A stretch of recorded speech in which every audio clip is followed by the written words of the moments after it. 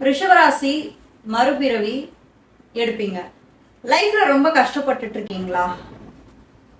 ஏன்டா இந்த ராசியில பிறந்தோம் அப்படின்னு உங்களுக்கு தோணிட்டே இருக்கா? எதை தொட்டாலும் அது நடக்காம போகுதா? அப்போ இனிமே ரிஷபராசி நேயர்களே நல்லா கேட்டுக்கோங்க. இனிமே நீங்க மறுபிறவி எடுப்பீங்க. இந்த 3 கிரகங்களோட பயிற்சி உங்க வாழ்க்கையே மாத்த போகுது. ஆமாங்க, கடைசி வரைக்கும் இந்த வீடியோவை ஸ்கிப் பண்ணாம முழுமையா பாத்தீங்க அப்படின்னா கண்டிப்பா உங்களோட பிரச்சனைகள் எல்லாமே ஒரு சொல்யூஷன் கிடைக்கும். நான் உங்களுடைய ஃபேவரட் வேதிக் அஸ்ட்ராலஜர் டாரோ கார்ட் ரீடர். இது உங்களுடைய வீனஸ் அஸ்ட்ரோ. இதே மாதிரி கஷ்டப்பட்டுட்டு லைஃப்ல எந்த டெசிஷனே எடுக்க தெரியாம இருக்க உங்க ஃப்ரெண்ட்ஸுக்கு இந்த வீடியோவை ஷேர் பண்ணி கொஞ்சம் ஹெல்ப் பண்ணுங்க. அதே மாதிரி நான் டைட்டில்ல சொன்ன ஒரு விஷயத்த இந்த வீடியோவோட கடைசியில கண்டிப்பா அது உங்களுக்கு புரியும். ஸோ வீடியோவை ஸ்கிப் பண்ணாம முழுமையா பாருங்க. ரிஷபம் காலச்சக்கரத்தின் 2வது ராசி. இந்த ராசியோட அதிபதி யாருன்னு பாத்தீங்கன்னா சுக்கிரன். இந்த ராசி நில ராசி. இந்த ராசியோடைய சிம்பிளே என்ன கொடுத்துருக்காங்கன்னு பாத்தீங்கன்னா காளை மாடு. சரிங்களா? ரொம்ப ஸ்டபர்னா இருக்கக்கூடியவங்க. அதாவது எந்த இடத்துல அவங்களுடைய கோபத்தை காட்டணுமோ அந்த இடத்துல அவங்களுடைய கோபத்தை காட்டுவாங்க.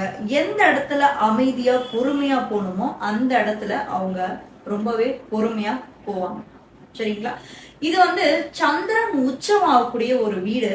அதனால எமோஷன்ஸ் ரொம்ப அதிகமாவே இருக்கும். அண்ட் எமோஷன்ஸை அதிகமாவே வெளிப்படையா காட்டக்கூடியது இந்த 12 ராசிகள்லயே இந்த ரிஷப ராசிக்காரங்கள தான் இருக்க முடியும்.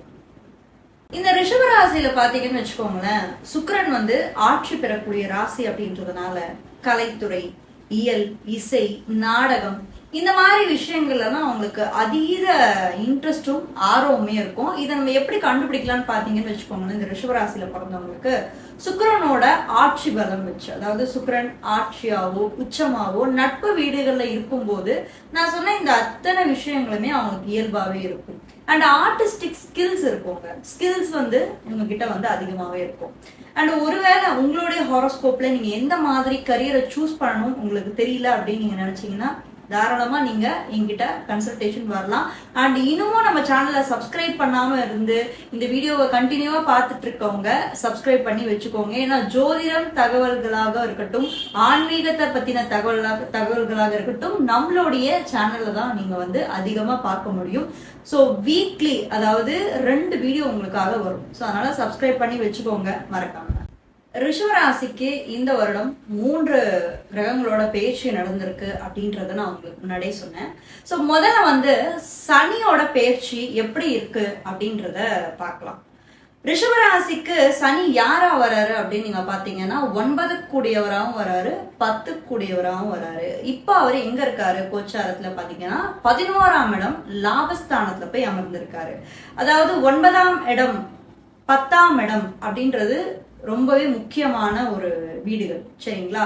உங்களுக்கு இதுக்கு முன்னாடி ஏதாவது வேலையில அதிகமா உங்களுக்கு தொழில் ரீதியாவோ இல்ல வேலை ரீதியாவோ அதிகமான பிரச்சனைகளை நீங்க ஃபேஸ் பண்ணியிருந்திருக்கலாம். இல்ல அப்பா பிள்ளைகளோட உங்களுக்கு சண்டைகள் இருந்திருக்கலாம். சரிங்களா? கடந்த காலகட்டங்கள்ல அது எல்லாமே இந்த காலகட்டங்கள்ல சரியாகும். ஏன்னா அடுத்து பாத்தீங்கன்னா 2.5 வருடங்கள் அவர் உங்களுடைய 11ஆம் பாவத்துல தான் அமர்ந்திருக்காரு. ஸோ அவர்களால உங்களுக்கு அதிகமான லாபங்கள் உங்களுக்கு கிடைக்கும். ஸோ ஒர்க்ல ஏதாவது உங்களுக்கு ரொம்ப டிலே ஆயிட்டு இருக்கு, வேலையில உங்களுக்கு கொடுக்க வேண்டிய விஷயங்கள் ஏதாவது தடைப்பட்டு அப்படியே நின்றுட்டு இருக்கு அப்படின்னாலும் இந்த 2.5 வருடங்கள் உங்களுக்கு சாதகமான வருடங்களா உங்களுக்கு அமையுது. ஏன்னா சனி உங்களுக்கு யோகாதிபதிங்க. ஒரு யோகாதிபதி எந்த வகையிலுமே கெடுதல் பண்ணணும்னு நினைக்கவே மாட்டாரு. அது உங்க சுய ஜாதகத்தை நீங்க பாத்துக்கோங்க. உங்க சுய ஜாதகத்துல சனி ஆட்சியா இருக்கும் பட்சத்துல கண்டிப்பா உங்களுக்கு நிச்சயமான யோகமான வாழ்க்கை உண்டு. இந்த மார்ச் மாசம் தான் பயிற்சி நடந்திருக்கு. ஸோ என்டையரா இந்த வருடம் ஃபுல்லாவே உங்களுக்கு நல்லா இருக்கு. சனி பகவானோட வழிபாடும் காகங்களுக்கு உணவு நீங்க வணங்குறதுமே சிறப்பான பலன்களையே உங்களுக்கு கொடுக்கும். அதுக்கப்புறமா குரு பெயர்ச்சி.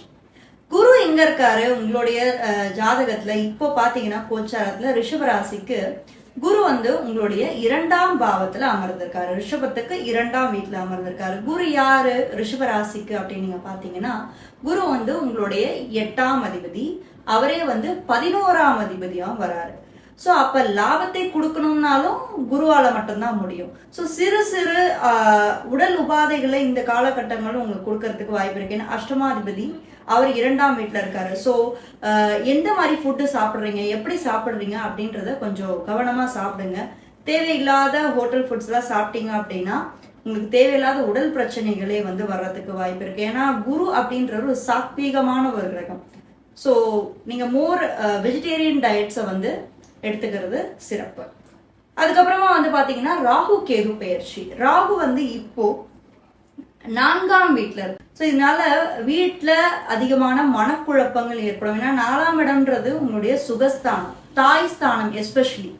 ஸோ உங்களுடைய தாயோட ஆரோக்கியத்துல கொஞ்சம் கவனம் செலுத்தணும், சரிங்களா? அதே மாதிரி குருவும் இப்ப பேச்சு அடைய போறாரு, கடகத்துக்கு வர போறாரு, புரியுதுங்களா? இன்னும் கூடிய சீக்கிரத்துல. ஸோ அது உங்களுக்கு ஒரு அடிஷ்னல் ஒரு பிளஸ் பாயிண்டாவே வந்து அமையுது. அண்ட் ஒன் மோர் திங் நான் என்ன சொல்லுவேன் அப்படின்னா, இந்த ரிஷபராசியை பொறுத்த வரைக்குமே பாத்தீங்கன்னா இப்போ கோச்சார கிரகங்கள் நல்ல சாதகமான பலன்களை தான் கொடுத்துட்டு இருக்கு. ஆனாலும் கூட உங்க சுய ஜாதகத்தை பார்த்துதான் எந்த மாதிரி விஷயங்கள்ல உங்களுக்கு நிறைய நன்மைகள் நடக்கும் அப்படின்றத நீங்க தெரிஞ்சுக்க முடியும். அப்பதான் நீங்க மறுபிறவி எப்படி எடுப்பீங்க. ஏன்னா ரிஷபராசி மறுபிறவி அப்படின்னு சொல்லிட்டு நான் டைட்டில்ல போட்டுட்டேன். அந்த மறுபிறவி எப்படி நடக்கும் அப்படின்றது சனியோட அமைப்பை பொறுத்தும் குருவோட அமைப்பை பொறுத்தும் உங்களுக்கு வந்து தெரிஞ்சிடும். ஸோ அதை வச்சுதான் உங்களோட பிரச்சனைகள் ஒரு சொல்யூஷனுக்கு வருதா. ஏன்னா மோஸ்ட்லி வந்துருங்க இந்த காலகட்டம் வந்து பாத்தீங்கன்னா ரிஷபராசிக்கு நல்ல இடத்துல ஃபர்ஸ்ட் டாப் நான் வந்து ரிஷபம், அடுத்து துலாம் சொல்லுவேன். ஸோ அதுல டாப்பா வந்து ரிஷபம் இருக்கிறதுனால மோஸ்ட்லி அடுத்த ஒரு 2.5 வருடங்கள் உங்களுக்கு சாதகமான பலன்களை தான் கிரகங்கள் வந்து செய்து. ஸோ மிதுன ராசியை பத்தின டீட்டெயில்ஸ் நீங்க தெரிஞ்சுக்கணும் அப்படின்னா கமெண்ட் செக்ஷன்ல ஃபர்ஸ்ட் கமெண்ட்ல நான் கொடுத்துருக்கேன், மறக்காம போய் செக் பண்ணுங்க. அந்த கன்சல்டேஷன் வேணும்னு நினைக்கிறவங்க என்ன நீங்க காண்டாக்ட் பண்ணலாம். மறக்காம இந்த வீடியோவை உங்க ஃப்ரெண்ட்ஸ் அண்ட் ரிலேட்டிவ்ஸ்க்கு ஷேர் பண்ணுங்க.